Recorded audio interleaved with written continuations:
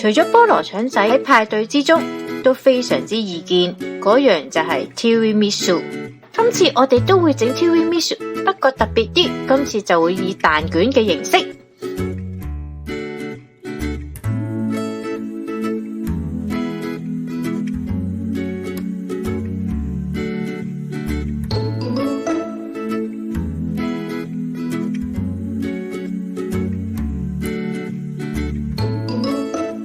喺開始之前，請 follow 我哋嘅頻道啦。喵 Master Pony Cheese 放軟，一邊逐少加入忌廉，一邊打圓，直到兩者完全混合。千祈唔好貪快，一次過加入，好易起粒粒噶。有啲人為咗安全，就會將蛋抽起。冇蛋嘅 Tiramisu 仲可以叫 Tiramisu 咩？蛋唔一定係生蛋。今次我就會教大家點樣將蛋煮熟，呢個方法喺餐廳度用咗好多年噶啦，唔好再以為食 Tiramisu 一定要生蛋啦。糖同水混合，加熱至110度。蛋黃打發，小心倒入熱糖水。如果係新手，最好停咗部機先倒入，因為熱嘅糖水好容易灼傷皮膚。而出面就係用呢種方法將蛋黃煮熟。蛋黃仲熱，加入浸泡過嘅魚膠片，打至 putter boom 嘅狀態。蛋黃加入糖水，打至體積嘅3倍。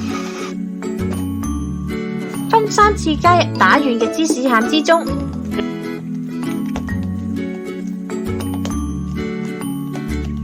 魚膠急劇下降都會產生粒粒㗎。出面嘅 Tiramisu 都唔使加魚膠粉嘅喎。如果內餡嘅質地太軟身，就冇辦法挺起。冚上保鮮紙，放入雪櫃過夜。再嚟咖啡果凍，咖啡粉嘅份量可以視乎個人嘅喜歡。少量嘅糖，開火煮熱，魚膠粉倒入。倒入有摸咗保鮮紙嘅盤，記得保鮮紙要係可受熱性㗎。放入雪櫃，直至凝固。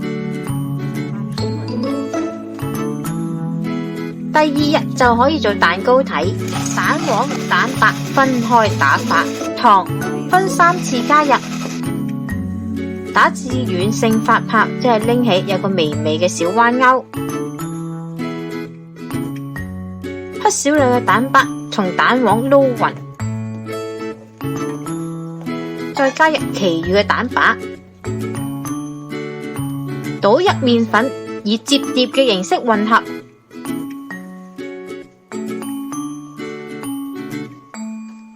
以垂直或者打斜嘅方法擠出麵糊，麵糊嘅厚度只有0.3至0.5 cm， 千祈唔好咁貪心，以為越高就越好。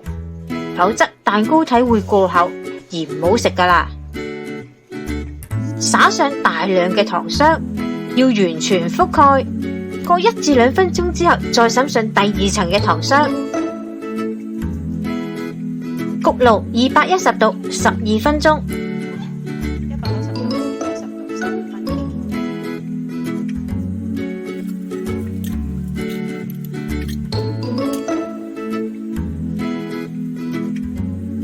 咖啡果凍切粒備用，蛋糕體取出放涼。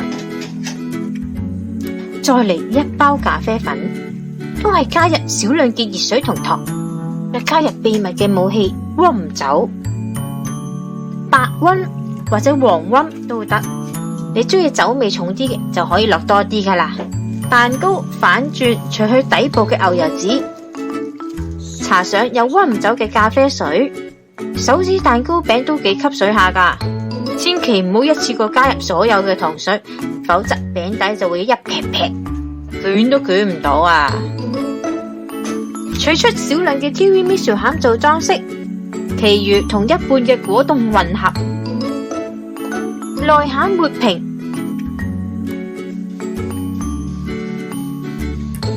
再加入咖啡果凍，增強佢嘅咖啡味。如果你中意食強勁嘅咖啡餡，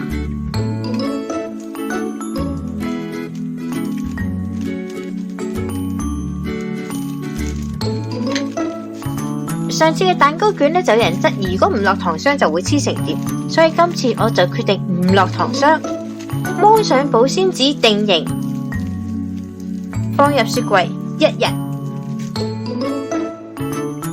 再嚟裝飾手指餅嘅部分，如果嫌麻煩都可以選擇唔做。佢嘅方法其實同蛋糕體差唔多，蛋白蛋黃分開打發，打至硬性發泡。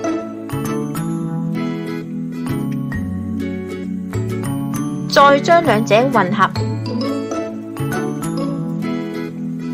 麵粉加入，再混合，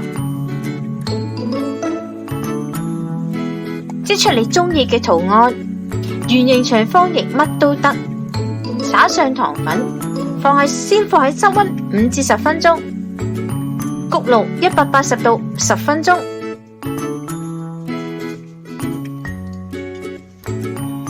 焗至完全脆身。第3日，蛋糕卷喺雪櫃攞出，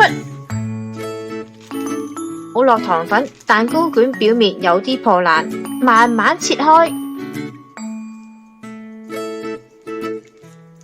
灑上朱古力粉，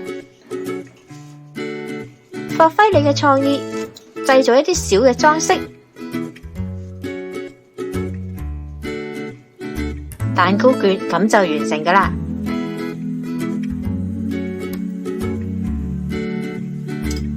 發揮你嘅創意 ，Tiramisu 都可以變得不平凡，仲可以呃 like 添。